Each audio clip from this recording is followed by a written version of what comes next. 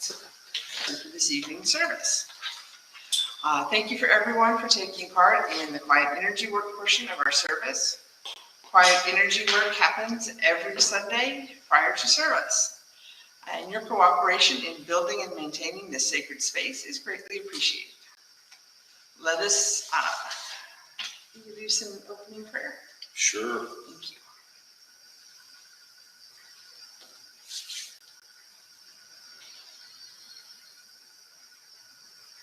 Divine oneness of being that man calls God, ascended masters and teachers, all personal guides, our letting angels, thank you for coming close this time. Thank you for working with us and working through us and literally guiding us into the light this evening. So would it be. So would it be. All right. Please open to the first page in your book, and we will say together the universal greeting. If this is new to you, please watch the service workers up front and follow along with the interactive hand motions. I offer you peace. I offer you friendship. I offer you love. I hear your needs. I see your beauty. I feel your feelings. My wisdom flows from a higher source. I salute that source in you. Let us work together. All right, and please turn to the next page in your book, and we will say together the principles of spiritualism. We believe in infinite intelligence. We believe that the phenomena of nature, both physical and spiritual, are the expression of infinite intelligence. We affirm that a correct understanding of such expression and living in accordance therewith constitute true religion.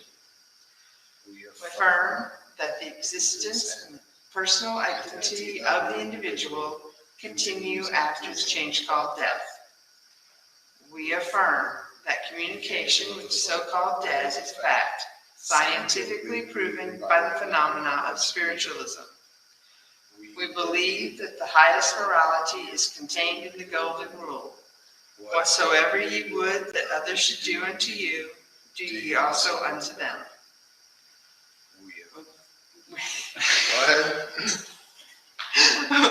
We affirm the moral responsibility of the individual, and that we make our own happiness or unhappiness as we obey or disobey nature's physical and spiritual laws. We affirm the doorway to reformation is never closed against any human soul, here or hereafter. We affirm the precepts of prophecy and healing contained in all sacred texts are divine attributes proven through mediumship. All right, and we will not have an inspired talk today, so we welcome your donations to help us maintain our presence in the community. You may donate via our website, www.circleoflightstl.org, or through our Facebook page. For those who use Amazon, please consider using smile.amazon.com and choose Circle of Light Independent Spiritualist Church in St. Louis as your nonprofit. Amazon will give us a small donation at no cost to you. We also collect donations for the Southwest Indian Foundation, which provides stoves and food baskets to Native Americans during the holiday season. Each year, we allocate funds to help them. And if you want to make a donation specifically to them, just tell us when you donate. All right. Thank you for your donations. All funds received help us in our mission to seek, develop, and teach the knowledge of the relationship between humanity and spirit. The crystal globe displayed here is filled with prayer and energy for healing Mother Earth and all her children. Everyone is welcome to contribute prayers for world peace and world healing, and we invite you to add to our energies during the sacred sharing. We keep a wooden prayer box here at the church, and you're welcome to send us requests for healing. Throughout the week, light workers focus their energy on the prayers and add to this sacred act. We will now say the prayer for spiritual healing found on the next page, after which there will be a short silence for you to softly say the names of anyone you would like to receive extra healing this week. I ask The great unseen healing force to remove all obstructions from my mind and body and to restore me to perfect health. I ask this in all sincerity and honesty, and I will do my part. I ask the great unseen healing force to help both present and absent ones who are in need of help and to restore them to perfect health. I put my trust in the love you power.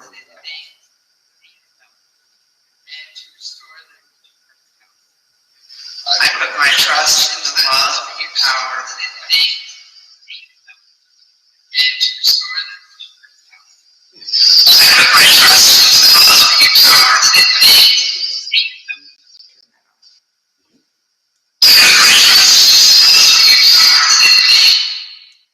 Sorry about that, guys. Technical difficulties. We'll achieve that later. Okay, so current announcements. Friday morning is New Year's Eve, right? It's coming Friday morning. That's New Year's Eve, and we will have our World Peace Day celebration here at 6 a.m.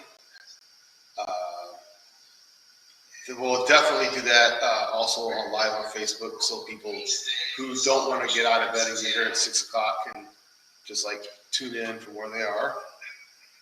I'm planning a little activity to do after our meditation, and then we'll see who else we can get together. Traditionally, we go out to breakfast if people want to do that. And then that Sunday will be the 2nd of January, so it'll be the first Sunday in January, and we will have our business meeting that night after service. Anything else we need to announce? Yeah, that I'm aware of. Yeah, I don't think there's anything coming up real soon. We're planning stuff for the upcoming spring and summer, like the events we normally do, fundraisers, etc. We'll be finalizing some of that at our meeting Sunday.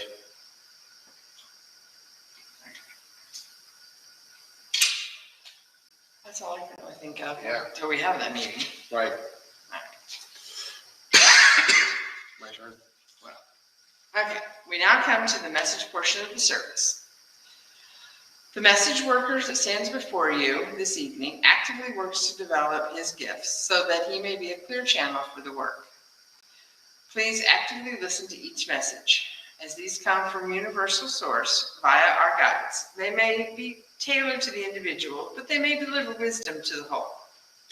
Please address any questions about messages to the message bearer after the service. To welcome our service worker, we will sing together to raise the vibration in our circle.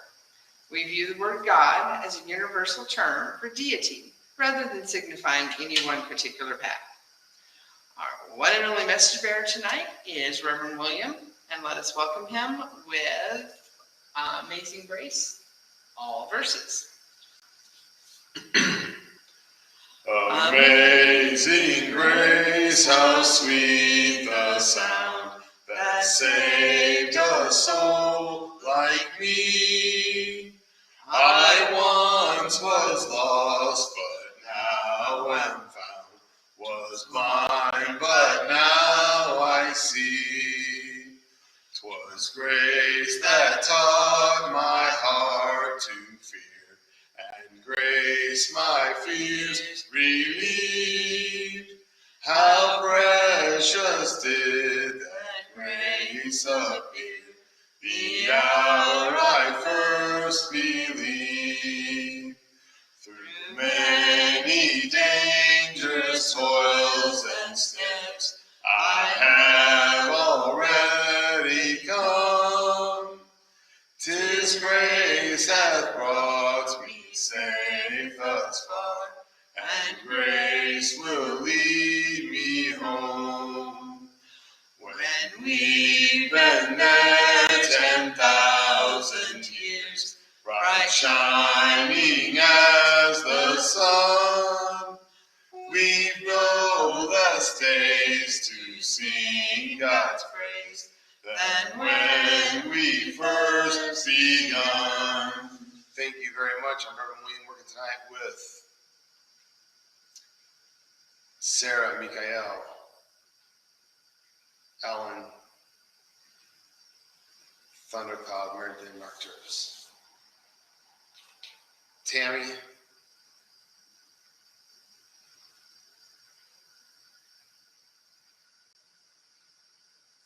they're showing me white wall tires.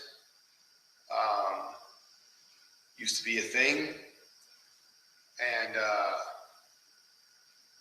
so what they're saying with this is, if that's what you like, then put those on your car.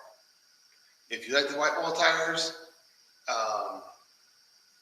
it may take a little work on your part to acquire those, because you can't just walk into any shop and get white walls anymore. But they're also not, totally obscure. You are able to get the white walls. And so one thing is, if that's what you like, then use them. Don't worry about what other people say about them or think you should or shouldn't have on your car. Then I'm going to ask, well, why tires? Why not some other antiquated thing? It has to do with how you get around in life. How you gain traction. So it's how you stay on the path of life, how you stay on your spiritual path, and how you get traction.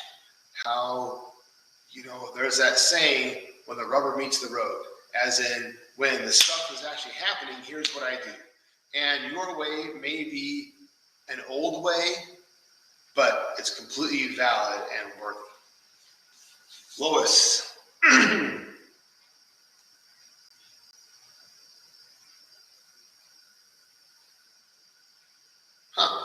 They're showing me specifically chevron. It's a type of amethyst. It's called chevron. It grows in these chevron shapes. It's kind of like an arrowhead shape. But it's not really the shape. It's stripes. There's like these angled stripes. I'm pretty sure it's amethyst that grows this way. It's called chevron. Okay, and they're saying, like, in your environment, there is literally like signs from the earth, okay? Like there are physical, sure. So I think of like how this is in my life, usually it's animals. Like the other day, I saw 7 hawks in one day, 4 going to work and 3 coming back. And I was like that really got my attention, So what they're saying is be observant of these signs, literally from the earth with animals, plants, stones, whatever, and they are literally pointing the way. Okay, Joyce.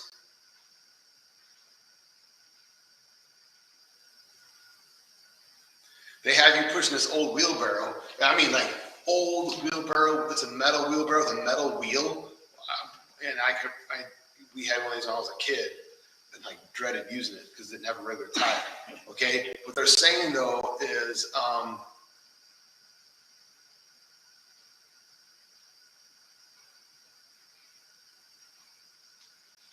okay, I have to tell you, it's not what I expected. I thought it'd be something about carrying a load. It's about getting the work done. It's about gathering the resources to do the job at hand. So this task you've set out for yourself. So like you this is your thing. You like put this in. You plan this. You put this on your to-do list to accomplish this task, and they're saying that to get this done may take more work than you expected. There may be a frustration about resources or something like that. You may have to revert back to, like, instead of having an automated cart, you may have to use an old-fashioned wheelbarrow. But it's really just a slight inconvenience. It may seem like a big pain in the butt at the time, but it's really just a slight inconvenience. And the job is definitely achievable, and it's more than achievable. It's able to be done very well by you. Connie, they're showing me this honey beehive on a tree.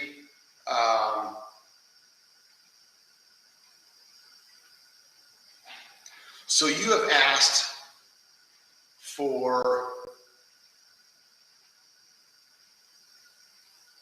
this golden opportunity, right? Okay. And your job is to just watch the bees, okay? Because obviously what you're not going to do is just like knock the hive down and take it and get stung, okay? That would be highly illogical. What would be good for you, what would fit your way, your method is watch the bees. You'll see as they come and go, okay? And maybe as the sun sets, you notice they all go in and they're quieter or whatever. You're going to watch the bees and harvest the honey safely without disturbing the bees. So this golden opportunity, which is represented by the honey, is achievable simply by you observing the bees. And that comes to me as like the worker bees. Like, so you watch the drones who seem to do this rather mindlessly, as their activity becomes like, what do you call it? Like cyclical, there's a cycle to it, and you can observe that cycle and know when to go seize that golden opportunity. John,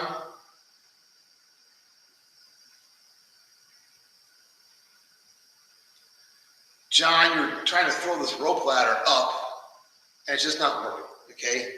The rope ladder doesn't have the proper hooks on it or whatever to clip at the top and climb up. And it's really bulky and hard to deal with. It's not the right tool for the job. So this way that you're trying to climb up the ladder is not, I'm not going to say it's impossible, but you sure would be choosing the hard route by doing like that. Instead, get a grappling hook, okay? Something light and much easier to handle.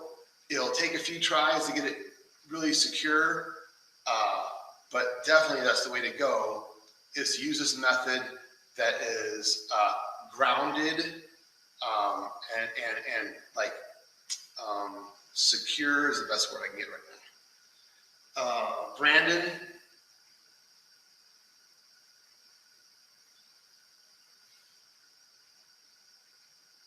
That's, I don't always wonder to crowd. But they're showing you with a mustache, and Spirit saying, you didn't grow that mustache for nothing, let's go show it off. And then it becomes like this Western scene, you know, and you're like the only guy in there, because it's mostly men in this like old-fashioned saloons type of a scene, and you're the only guy with a big, bold mustache. So what would a mustache represent? It has to do with how you present yourself, and how people perceive you. Okay. So here's one of the lessons for you. This is Brandon. So Brandon, remember, how people perceive you is not your responsibility. How you present yourself is your responsibility. And there's a distinct difference there. So show off your mustache. Be proud. And if people take it the wrong way, really not your problem. It's fun. I don't know why. It's a big old mustache. Okay. Sabrina.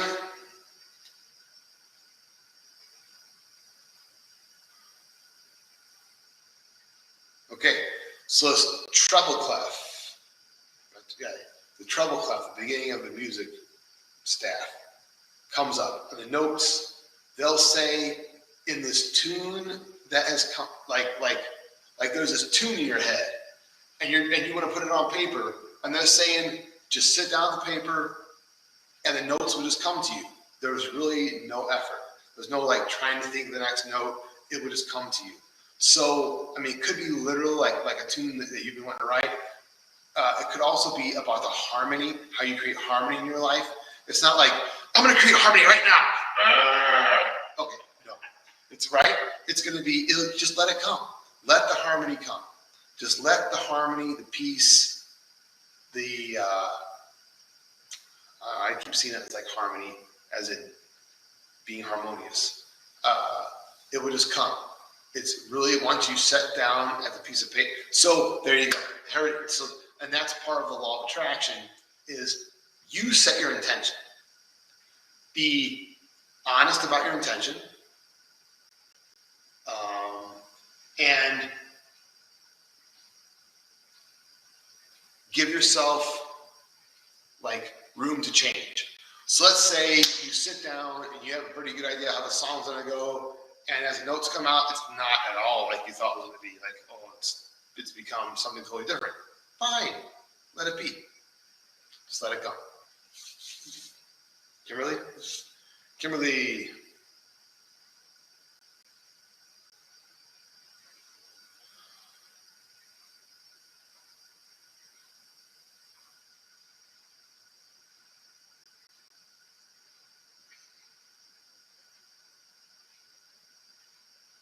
Okay, I have to get this out before I can understand what it means. You're at the dentist getting fitted with like some kind of teeth or something, but you have this whole new smile, and you look in the mirror and you tell the dentist, now that's some choppers you can be proud of, which I think is a funny way of saying it. That's some choppers you can be proud of. And so you've invested, you see the value in your smile. Okay, we're gonna go through, there's two things here. Because you are at the dentist paying for this, you have invested value in, or you see value in your smile and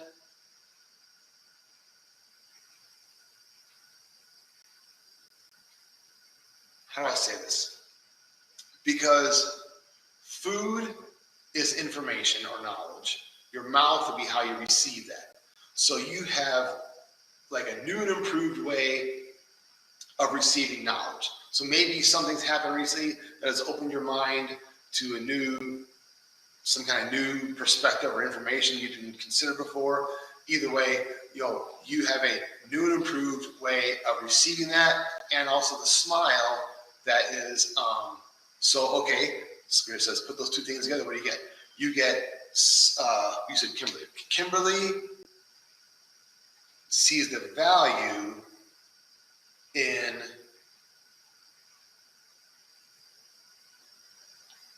it seems to me literally smiling. Like I can, okay, so I think what your change of perspective, it goes something like this. Like previously, I thought putting on a happy face meant being fake. But now I realize it's just a choice. I could choose to be happy. Doesn't mean I'm being fake. It means I'm choosing to be happy. And there's a distinct difference there. Okay, good. All right, Stefan.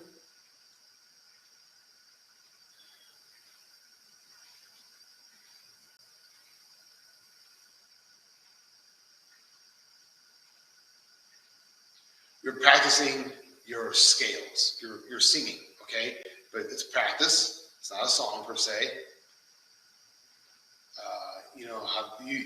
If you've never done this yourself, I'm sure you've heard it before. Do do do do do do do do do do do do do. The little practice notes that we do.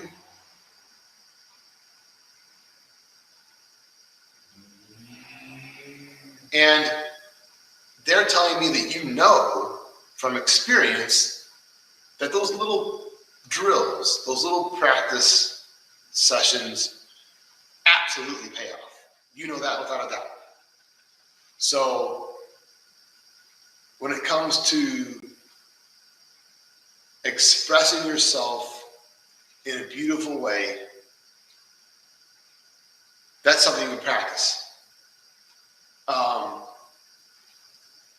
You know in yourself how you've done this. That, it's like I'm you and I'm saying, and I haven't always been this way. To achieve this expression, I practiced. I consciously changed that. I did like mantras or drills, whatever, and yes, I know this. And Spirit says, like, okay, here's your new one. Okay. Karen?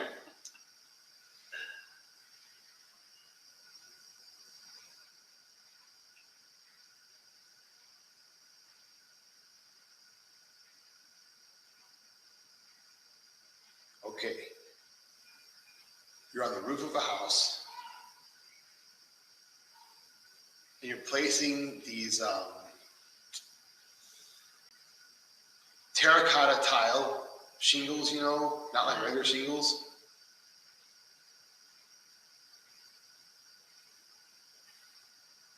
And you're,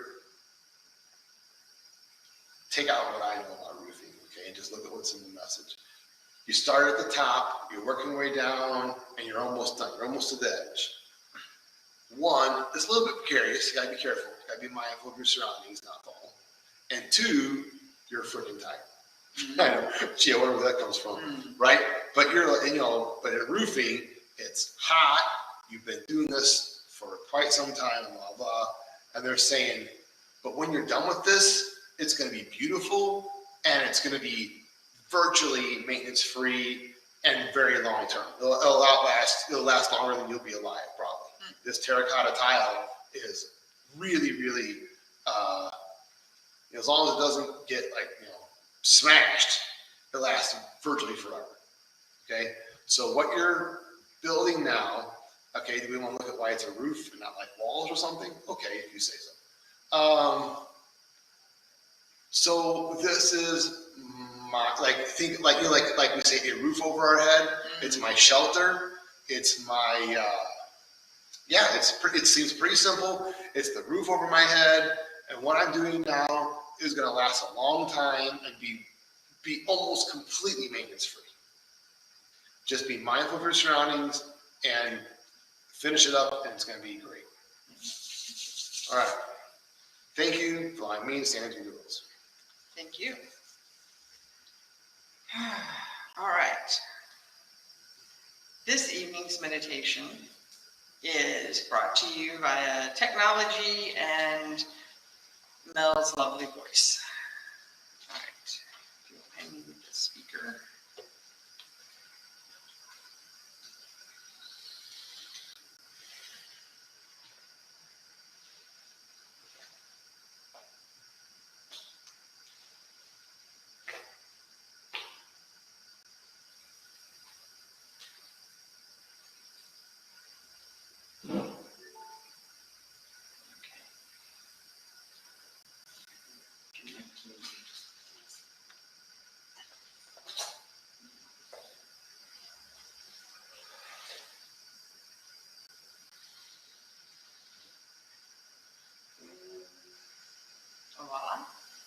Welcome to the meditation for December, A Light in the Darkness.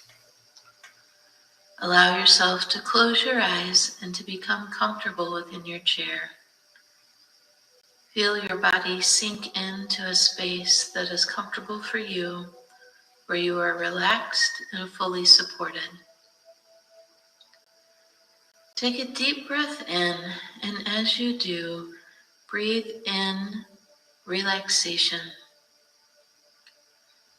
As you exhale, breathe out those cares and concerns that may distract you from this time. Take another deep breath in, this time from the crown of your head, and feel the light pour into your body. As you exhale, allow that light to continue down through your body, out of your feet, and into Mother Earth. Allow your breath to become slow and even and steady for you. And allow your thoughts to turn inward as you journey with us. Feeling completely relaxed within your chair, in your mind's eye, allow yourself to see a cave before you. It is a winter's night and it is pitch black. There is no light overhead. We are aware of the snow upon the ground by the crunching beneath our feet. And we know we stand before this cave simply because our guides have led us here. Attempting to look around at the snow upon the ground, we find ourselves in darkness, with just a glint of snow here and there beneath our feet. Allowing ourselves to make the way to the cave, continually hearing the ice and the snow crunch beneath our boots, we notice that even the woods around us are silent. The sky overhead is overcast as the stars are not even able to be seen. The moon is new, so we do not see her face shining down upon us. However, before us as we see the dark opening of the cave, somehow a bit darker than everything else around us, we feel comforted by the prospect of going within. As we do, we allow our feet to make their way inside the cave, hearing them pad softly on the cave floor. It is dark here too, but we allow our hands to feel our way down the cavern. We are comforted in the fact that we go with our guides and teachers, and that we are protected and safe, and we allow our senses to guide the way for us. Our ears have perked up and our hearing becomes fine-tuned. When we feel the edges of the cave wall, it's as if we could see without using our eyes. Even the smell of the damp cave inside allows our nose to lead us to where we need to go. And of course, our intuition is heightened. We are guided easily through the cave, even in the dark, with no fear, with no apprehension. As we make our way forward, we come to a place where we know there's a stone bench, and we sit down for a moment, even in the darkness, and find comfort. Our psychic senses tell us again that we are safe and protected here, as if in the womb of the Great Mother. We are reminded that even during those times of our lives which seem dark and heavy, that we too are being protected, we are being held safe. Even in the darkest of times, we know without a doubt that we are safe and secure. At any other time, we probably would not venture into a cave, into the dark on our own. But we know that side by side with us, our guides and teachers are there. Those higher beings of light are with us. As we sit upon this bench, our eyes become adjusted to the dark, and we can make out halls that lead off from this main cave, and the left and the right in various directions. But we allow ourselves to settle in, to relax in the knowing. We are encouraged and guided to think of those times when we have not felt so safe and secure. We are reminded that we have survived those times, and we will survive those that come before us. We are reminded that we are never alone. Even in the dark, we feel our guides with us. They tell us to remember, quite simply and quite basically, that we have our own inner strength, even on days where we don't feel like we do. They remind us to reach deep inside to that core of our being, to where our own inner fire resides. And perhaps it is a bit worn down from all the excitement that's been going on around us, or even the conflict or even the simple busyness of the season. And as we focus on that small light within us, we begin to feed it energy, to nourish it, and to stoke our own fire, if you will. As we do, that flame within us begins to burn just a bit brighter and get just a bit bigger. Even in the damp of this cave, we begin to feel an inner warmth. And as the flame gets larger and brighter still, we feel within us a sense of peace, an inner knowing, a strength. And as we still focus on that light within us, it grows even brighter. We are reminded that we have not only the strength for ourselves, but also for those around us, for any in need. Feeling strengthened and refilled and re-energized, we allow ourselves to remember this cave and where we are, reminding us that we can come back at any time to recharge those batteries. Within the cave, our eyes are drawn to the center, where there's a spot of light which seems to be just a slightly bit brighter than the rest of the lights within the cave. As we allow our eyes to follow up that slight gray stream of light, we notice that there is an opening at the top of the cave, and this is the source from where that light comes.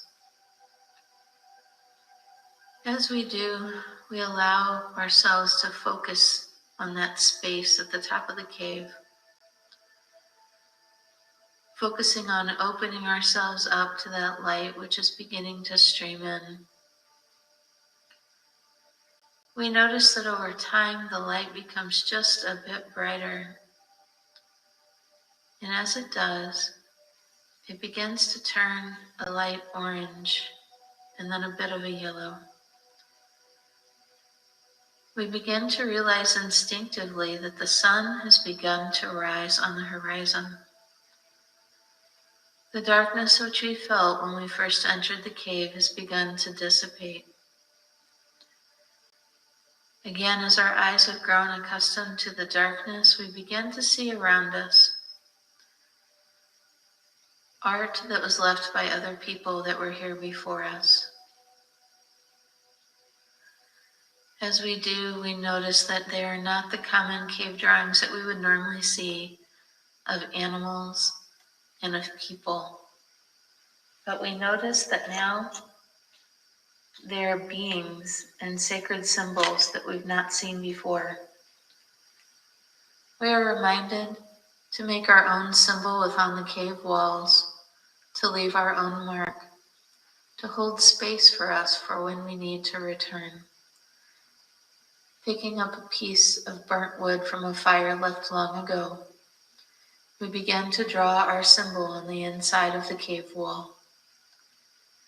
As we do, knowing that it is specific and personal to us, we notice that it will hold our space. It even has a faint glow about it, an energy all of its own.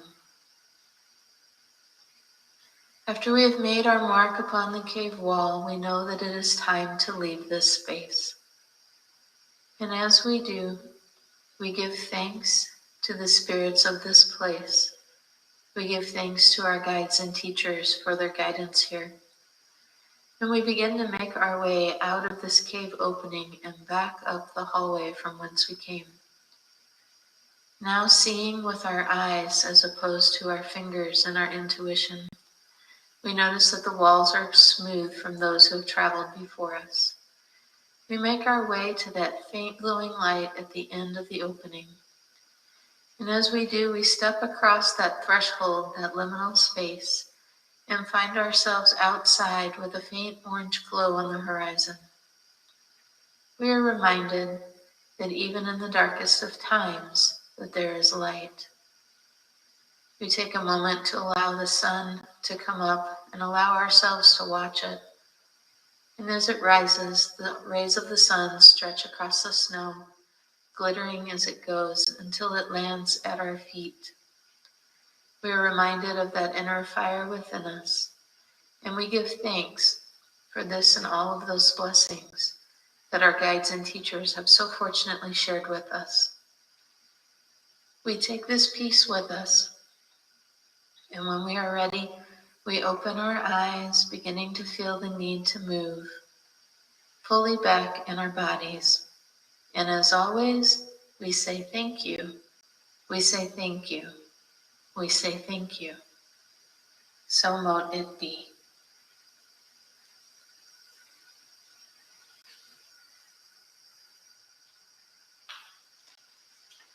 All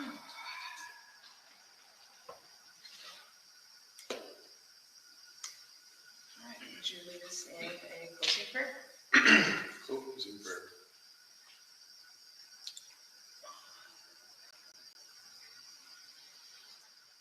Divine oneness of being that man calls God. Thank you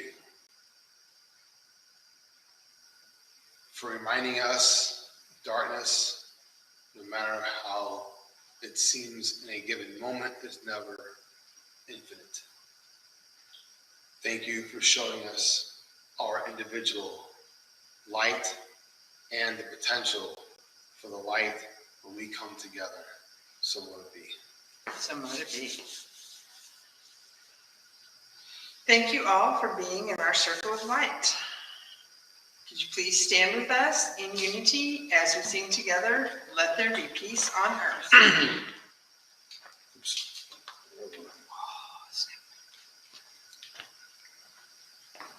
Let there be peace on earth, and let it begin with me. Let there be peace on earth, a peace that was meant to be. With God as creator, family all are we. Let me walk with my family in perfect harmony. Let peace begin with me, let this be the moment now.